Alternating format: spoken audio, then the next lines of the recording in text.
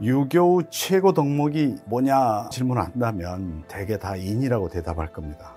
그런데 중용을 꼽는 사람도 꽤 있습니다. 그 사람이 만약 리학, 우리 조선에서는 성리학이라고 불렀던 조금이라도 조예가 있는 사람이라면 그렇게 대답할 확률이 더 높아질 겁니다. 그리고 또 유교에서 언급되는 중용을 불교에서 언급되는 중도와 견줄 만한 것으로 여기는 사람이라면, 그 정도 조예가 있는 사람이라면 중용을 대답할 확률은 더 높아질 겁니다. 이 한자말 중과 용, 도대체 이게 무슨 뜻이길래 유교에서 그렇게 중시한단 말인가 궁금하지 않을 수 없습니다. 중용이 최고 덕목이라고 공자는 말한 적이 없습니다. 어떻게 말했느냐면 중용지 위덕야 기지홍, 중용이 덕이 되는 것은 더할 나위 없는 건데, 근데 민선구이라고 뒤에 문장이 딸려옵니다. 일반 민들은 그걸 오래 지니고 있는 사람은 거의 없단 말이야, 이런 뜻입니다. 이렇게만 말했습니다. 그러면 여기서 공자가 말한 중용이라는 게 하는 뭔가, 저는 이건 태도 이름이라고 봅니다. 중용하는 태도, 이것이 가장 덕이 된다. 근데 그런 태도를 오랫동안 유지한 사람은 드물단 말이야 라고 그냥 가볍게 탄식한 거죠.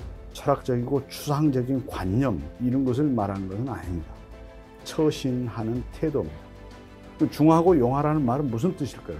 중이라고 하는 것은 공간적인 가운데, 이런 뜻이죠. 그런 뜻도 있지만은 이렇게 치우치지 않는, 그리고 과하거나 부족함이 없이 알맞은, 그러니까 중하라 이 말은 어느 한쪽으로 치우쳐 있지 말라 이 말입니다. 그래야 변화에 대처하기 쉬우니까.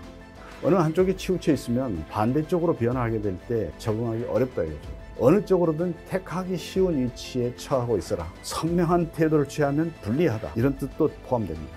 용이라고 하는 자는 뭘까요? 용은 그냥 평범하다는 겁니다. 특출하지 않다 이 말입니다. 특출한 상태로 지속하기도 어렵고 오히려 타인에게서 질시를 받거나 위험을 받거나 불이익을 초래할 수 있으니까 사람한테 가장 득이 되는 태도는 평범한 태도입니다. 세상 환경이는 늘 바뀌므로 어느 한쪽에 치우쳐 있으면 바뀌는 상황에 대응하기 어려우니까 가운데 위치하고, 그래야 바뀌는 상황에 빨리 대응할 수 있다. 특별한 것은 한때 특정한 환경에서만 좋은 거지 세월이 바뀌면 이내 나쁜 것이 될 수 있다. 가장 오랫동안 보탬이 되는 처신은 특별하지 않고 평범하게, 그리고 중간적인 태도를 취하는 것이 가장 유리하다. 이런 가르침이 중용입니다. 엄청나게 심오한 정신적 세계를 말하는 것이 아닙니다. 중용하는 태도를 오래 유지하기는 누구나 쉽지 않죠, 당연히. 근데 중간에 위치하면서 특출하고자 하지 말라. 이것은 공자만의 충고가 아니라 이후 유교체제의 세상에서, 한자문화권 세상에서 보편적인 처세 철학이 됩니다. 지극히 공자다운, 지극히 실리적인 태도, 이것을 중용이라고 표현했다고 저는 그렇게 봅니다. 공자는 실리적인 태도를 취하라고 중용을 말한 거지 추상적인 어떤 관념, 이것을 말하는 것은 아닙니다.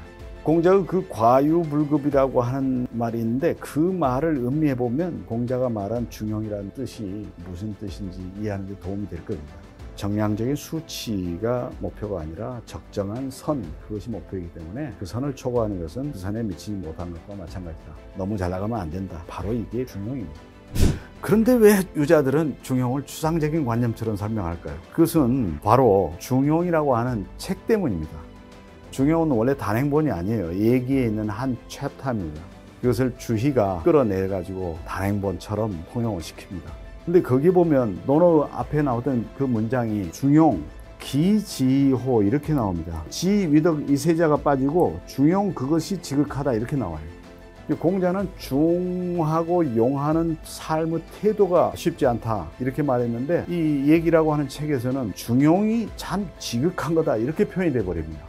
그러니까 누가 보더라도 이 문장에서 추상적인 관념처럼 중용이 뭘까 이렇게 생각됩니다. 이것만으로 끝나지 않고 그 뒤에 이어지는 문장에 보면 군자는 의호중용한다. 그 둔세 불견지 불해. 이 성자만이 능지다. 군자는 중용에 의지하기 때문에 세상을 피해 살면서 남들한테 알려지지 않아도 전혀 후회하지 않는다. 오직 성인만이 그렇게 할 수 있다. 이렇게 말하니까 이건 성인이 할 수 있는 굉장히 높은 경지인가 보다. 이렇게 이해가 되버립니다. 이렇게 해서 중용이라고 하는 용어는 챕터를 거치면서 높은 추상성을 확보하게 되고, 주희가 또한 얘기에서 이 챕터를 꺼내가지고 독립한 경전으로 숭상을 해버리죠. 그러다 보니까 유가 최고의 덕목으로 완전하게 자리매김이 되어버립니다. 공자는 처신하는 태도로서 중용을 설명했는데, 송대 유자들은, 성리학자들은 공자의 육성의 논어에 의하지 않고 누가 지었는지도 모르는 중용이라는 책에 의지해가지고 중용을 추상적인 관념으로 아주 규정해버린 거죠.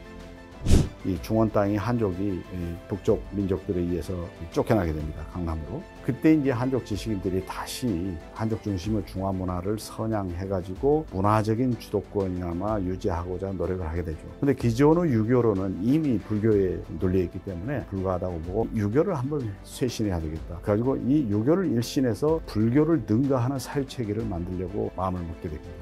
그 노력의 일환으로 유교 경전들 가운데서 관념적인 내용이 들어있는 대학이라든가 중용이라든가 얘기한 챕터들을 주목해가지고 거기에 나와 있는 관념적인 서술들 그걸 최종적으로 정리해서 체계를 만든 사람이 주희입니다. 중용하는 태도가 보탬이 되는 처신이다라고 하는 이 공자의 언급 누가 보더라도 그다지 어렵지 않은 문장이죠. 근데 이 어렵지 않은 문장을 정의와 주희 주석을 거치면서 아주 굉장히 어려운 문장으로 바뀝니다. 그래가지고 그 내용이 들어있는 얘기에서 대학과 중용을 빼내가지고 논어, 맹자 이 2개 하고 중용, 대학 이 4가지를 수행서로 삼고 고대부터 내려오던 시경, 서경, 역경 이 3가지를 유교의 고전으로 정합니다. 사서, 삼경이 바로 그겁니다. 그 이전에는 유교 경전들이 꽤 많았는데 주희는 이 사서와 삼경만을 강조하게 됩니다. 그래서 중용이 최고의 덕목이라고 하는 표현은 논어에도 없고 중용에도 없지만은 주희가 이 중용이라고 하는 책을 사서 하나로 높였다는 사실, 이 사실만으로도 유자들한테 중용은 최고의 덕목이 되어버립니다. 중환이 중돈이라고 하는 말하고 섞여가지고 더 알쏭달쏭한 수상명사로 탈바꿈하게 되는 거죠. 앞서지도 말고 뒤처지지도 말고 왼쪽도 아니고 오른쪽도 아니고 중간에 있어라. 그래야 확실한 방향으로 처신할 때 유리하다. 그리고 특출하려고 하지 말고 평범하려고 해라. 이런 처신이 가장 보탬이 되는 처신이다. 이게 얼마나 쉽습니까? 이 중용이라는 것은 아주 쉬운 내용입니다. 공자가 말한 것은. 근데 남송 이후 미학자들이 어렵게 만들어버렸죠. 공자의 설명은 중국인의 문화적인 문법 가장 극명하게 드러내는 처신하는 도리로서 공자가 강조한 내용이 바로 중용이다. 이렇게 저는 말씀드리겠습니다. 중용이 사서의 하나라고 그래서 대단한 철학서인 줄 알았더니 설명을 들으니까 처신술이네요. 처신술. 아주 실망스럽습니다.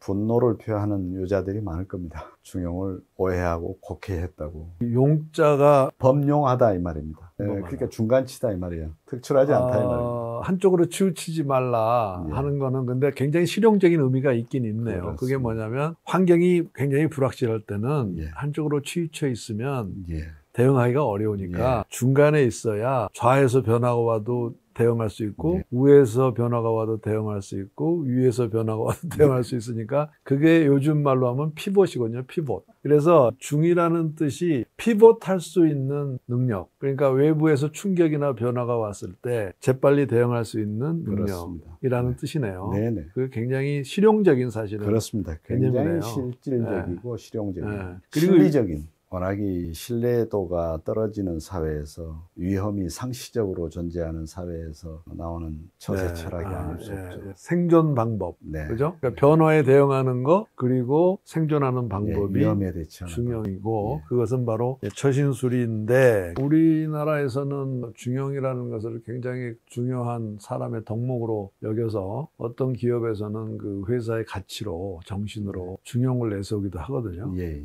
근데 어떻게 보세요? 중용이라는 게 그럴 만한 가치가 있는 덕목인가요? 동양의 고전을 무시하지 않는다는 차원에서는 아름다운 태도라고 볼 수 있겠지만은 실질적인 접근은 못 되고요. 아마 그렇게 중용을 기업 가치로 내세우는 CEO가 있다면 아마도 그 시부사와 에이이치라고 하는 일본 그 논어 경영학을 강조했던 그 사람의 영향이지 않을까 저는 생각합니다. 그래서 기업경영에서는 이제 우리가 흔히 그런 말을 하는데 돌다리도 두드리고 건너간다 뭐 이런 말도 있는데 요즘엔 심하게 얘기하면은 돌다리도 두드리고 돌아간다 이런 말이 있는데 어떤 회사들은 지나치게 리스크 회피형 중간만 가면 되는 그런 전략을 추구하다 보니까 요즘은 초격차란 말도 있지만 뛰어난 게 중요한 거잖아요. 그죠? 그러니까 현대 경영학은 핵심 역량이라는 게 경쟁사보다 뛰어나게 뭘 잘해야 된다는 거거든요. 그러면 경쟁사가 감히 쫓아올 수 없을 정도로 뛰어나게 뭘 잘해야 된다는 그런 경쟁 개념과 평범해라, 튀지 마라, 중간에 남아있어라 하는 것은 정반대되는 개념 아닐까요? 그건 이제 존속의 지혜죠. 개인한테는 중용은 처세의 기술이고 기업에게 중용은 지나친 리스크를 회피하는 장수하고 존속하는 기업의 지혜. 저는 그렇게 이해할 수가 있습니다. 저는 그렇게 이해합니다.